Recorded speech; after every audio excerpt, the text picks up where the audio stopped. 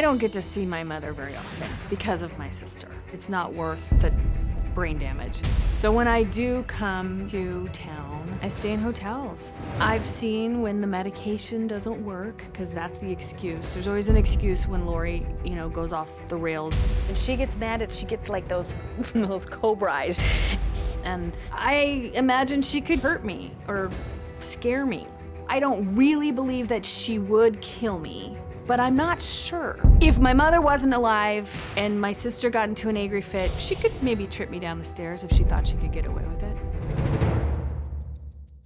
Well, ever since Kim's mother, Lydia, started talking about her will, Kim has been overwhelmed with the idea of inheriting what she describes as a rundown, messy mansion, along with her older sister, who Kim says is a manipulating genius. Now, Kim claims that her glamorous and spitfire 78-year-old mother is to blame for her sister's childish behavior. Take a look. I admit that. Part of the problem is that I've done too much for Lori. I have been very enabling, and I have stopped doing that. Lori would have a problem with any future changes after I'm gone. What would she do in her life? Where would she go? I don't think Kim should have the responsibility of providing for Lori, because I think I can get that handled. Kim thinks that there is a Munchausen situation and that I don't see it. Munchausen is an insecure mother who needs to make a child sick so that they could get attention. All I need to do to get attention, frankly, is to put on an eyebrow and a bra, and I get all the attention I need. Have since I was a little girl. Thank God one of the gifts that I received was being attractive. I wish for Kim to live the way she needs to live. I wish for Lori to live in the way that she needs to live. This makes me feel like I'm living my life, and I intend to do that for another 50 years or so. And I'll drink to that.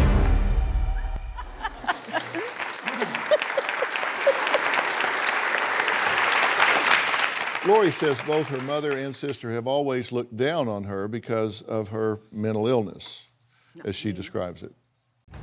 My relationship with my mom is very toxic. She's very overprotective.